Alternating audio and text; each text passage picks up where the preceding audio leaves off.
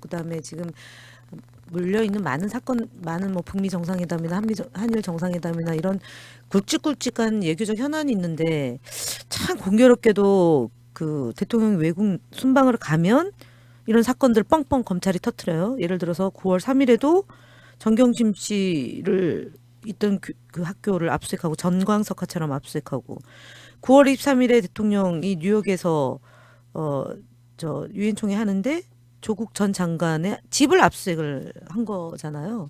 그리고 이번에 그 또 대통령이 가장 중요한 저 올해를 마무리 짓는 순방 가는데 조국 전 장관을 구속영장을 청구하는 이게 뭐 대통령에게만 충성하고 악역을 본인이 담당하겠다라는 말에 진짜 성찬에 지나지 않는데 저는 정말 이거는 어 이게 예. 뭐랄까요? 좀 약간 좀 떨어져 보여요. 마인드가. 그러니까 말하자면 그렇다고 대통령이 뭐를 사안이에요, 그게.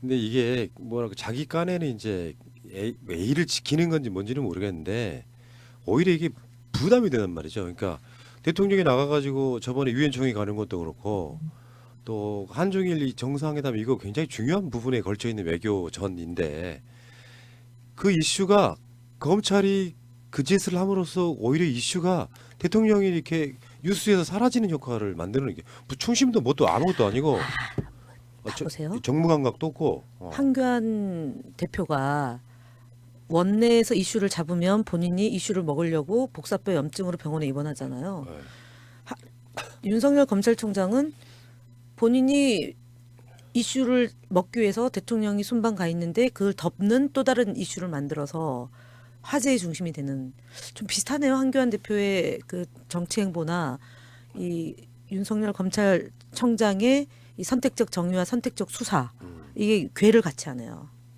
그렇게 봐도 되겠습니까? 그 저번에 저 우리 원장님이 연설 그렇게 했어요? 연설 때 그렇게 했잖아요. 아. 충심이 아니라 욕심입니다, 여러분. 좋아요를 눌러주세요.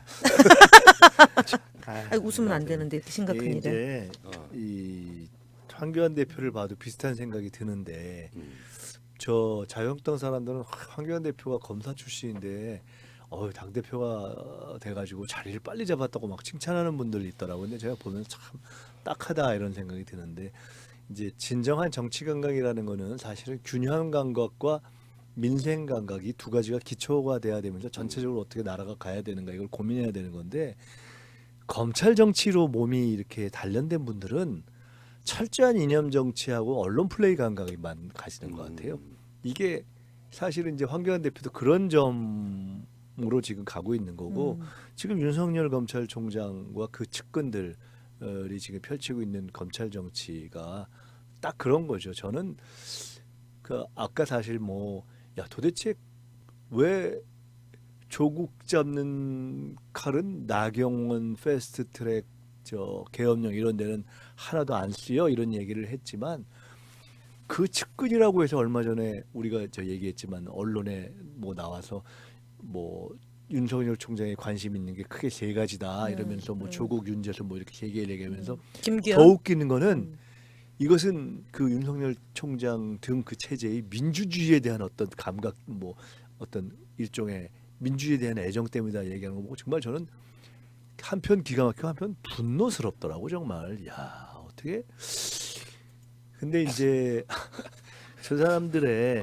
이 그동안 수십 년 몸에 밴 검찰 정치 그다음에 이제 언론과 협착해가지고 했던 언론 플레이 정치가 계속 이런 식으로 발생이 되는 거여서 하여간 공수처법 다시 한번 얘기하지만 우리가 만점짜리가 어디 있겠어요. 그러나 굉장히 중요한 것을 우리가 지금 싸워서 이 촛불 광장에 나왔던 모든 분들이 애써서 여기까지 왔고 한 고비를 넘기고 있는 것이다. 이제 검찰이 이렇게 한 것을 이제는 이 법 통과와 함께 이제 추미애 장관 들어서고 등등등 하면서 그다음에 내년 총선 저희가 잘 치러내면서 군의 시대, 국정원의 시대가 가는 것처럼 이런 검찰 정치의 시대를 정말 뒤안길로 보내는 걸 이제 확실하게 하나하나 해야죠.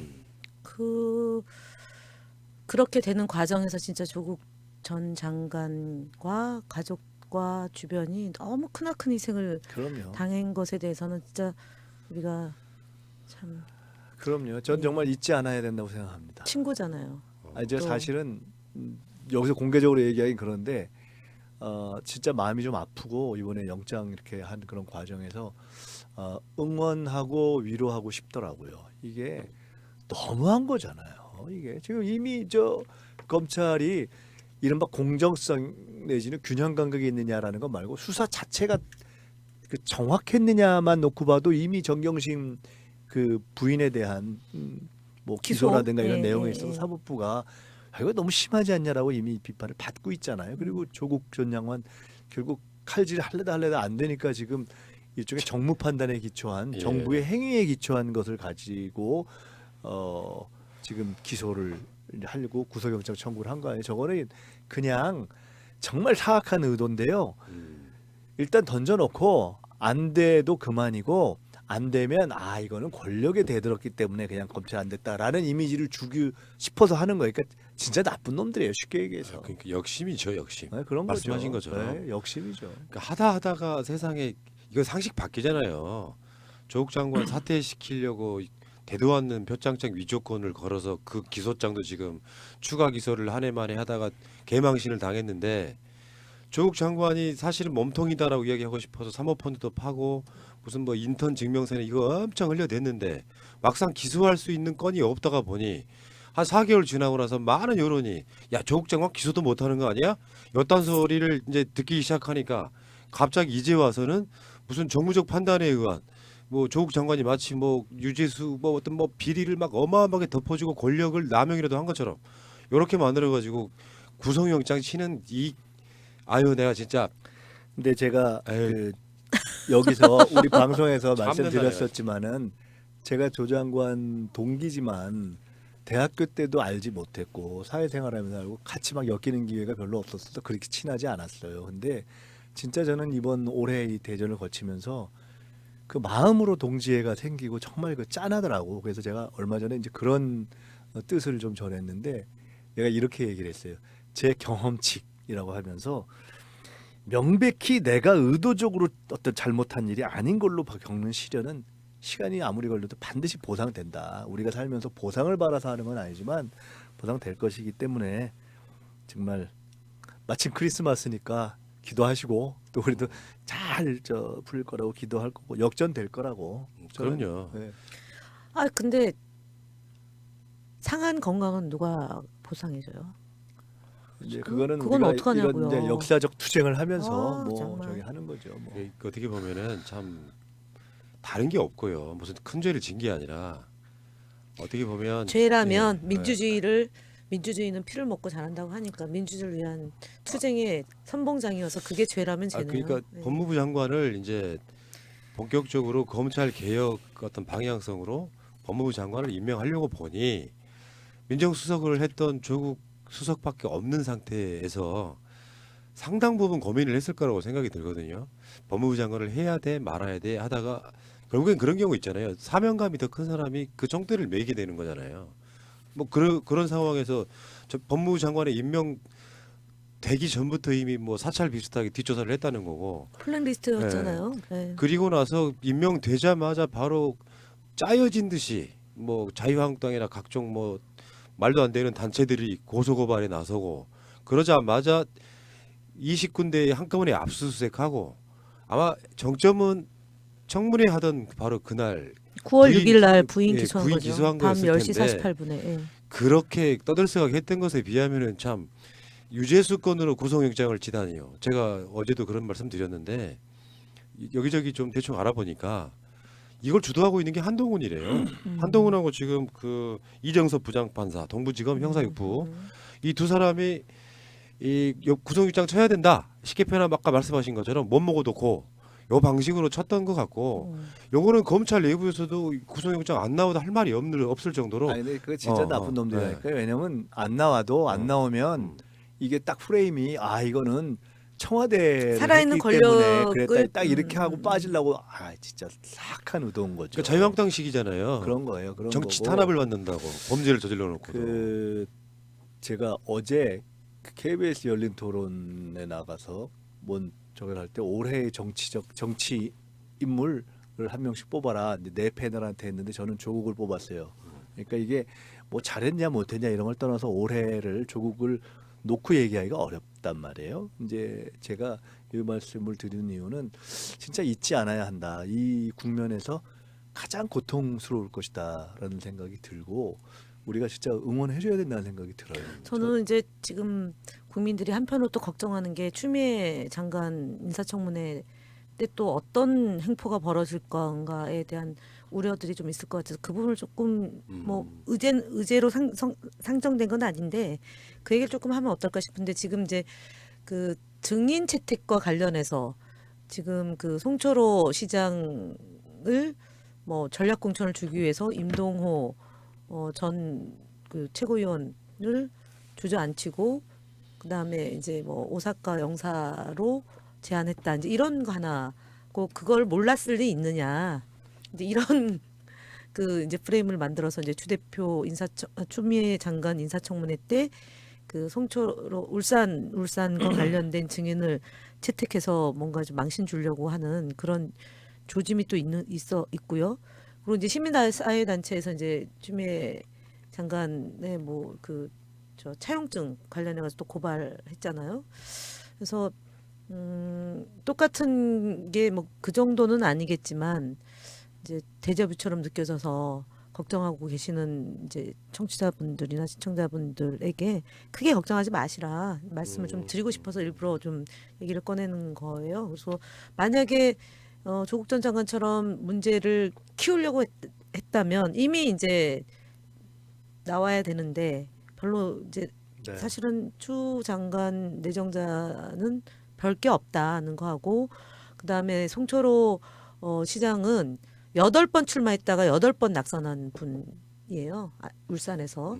그러니까 정말 그 의지의 한국인 오뚜기처럼 이제 울산에서 정치를 하려는 그다음에 지역주의를 타파하고 그 울산의 새로운 정치를 만들려고 했던 산 증인이시죠. 8번 나와서 8번 떨어졌고 그리고 당시에 여론조사가 압도적으로 우위에 있었던 점이에요. 그래서 그리고 그런 점들을 감안하면 무슨 뭐 지금 있는 소설 언론에서의 소설은 그야말로 소설에 불과하다라는 점 하나하고 그리고 뭐 주변 가족 관계에서 나오는 것도 다 소명이 가능하다. 그래서 추미애 장관이 이 장관으로 임명되면 지금처럼 혼란한 이런 검찰의 망동을 좀 제어할 수 있는 것 아니냐. 그나마 그것이 조국 전 장관의 희생과 고통을 해소하는 조그만 이 우리가 할 수 있는 그 노력 중에 하나인 것 같습니다. 근데 국민들이 이제 이런 부분이 있거든요. 끊임없이 판을 키우고 별건 가가지고 마치 무슨 만능 칼처럼 무슨 오늘도 뭐 울산 시청이네요. 압색하고 있다는데 압색 만능 이 정도 돼버렸잖아요. 심지어 기재부 같은데도 막 압색하고 그러면서 이게 이 정도 되면은 수사가 마무리 단계에 들어가서 다 끝나고 뭔가 이제 재판의 과정에 들어가도 될 텐데 여기서 안 나오면 이쪽을 파고 저기서 안 나오면 이쪽을 파고 이 방식으로 해서 끊임없이 검찰권을 남용하고 있는 것 자체 이 자체가 그런 측면도 있지 않을까요? 공수처라는 것이 물론 법이 통과되면 바로 세워지는 건 아니지만 공수처가 통과되면은 어떤 수사를 할 수 있냐면은 검찰이 검찰권 남용한 것들은 분명히 국민 여론으로 올라갈 거라고 고래 봐요. 고기 사건. 네. 그러니까 그런 것들이 이제 되기 전에 수사를 좀 마치고 싶다라고 하는 그런 의도도 포함되어 있지 않을까라는 생각도 좀 들어봤고요. 지금 우리가 얘기하는 과정에서 좀 제가 아까 얘기하려다가 그랬는데 세월호 수사가 지금 특별수사팀이 구성이 돼서 수사를 하는데 별로 얘기가 없잖아요. 별로 없는 거잖아요. 그러니까 이것도 좀 미심쩍죠. 그러니까 결국은 이제 이 고위공직자 특별수사처가 만들어지면 이번에 만약에 윤석열 청장이 만든 특별수사팀에서 제대로 수사가 안 되면 그쪽으로 가는 거죠. 그래서 이제 그뿐만 아니라 이제 전에 저희가 추미애 장관 이제 임명될 시기에 저희가 그런 얘기 좀 나눠본 적 있잖아요. 뭐 어떤 얘기냐면 추미애 장관 체제가 해야 될 어떤 중요한 사명 중에 하나가 정의를 이제 과거에 묻혀진 것들에 대해서도 다 이제 실현하는 노력을 저는 하는 게 굉장히 중요하다고 생각해요. 지금 이제 뭐 예를 들어 세월호를 하나의 단적인 예로 말씀하셨지만 그 외에도 많이 있잖아요.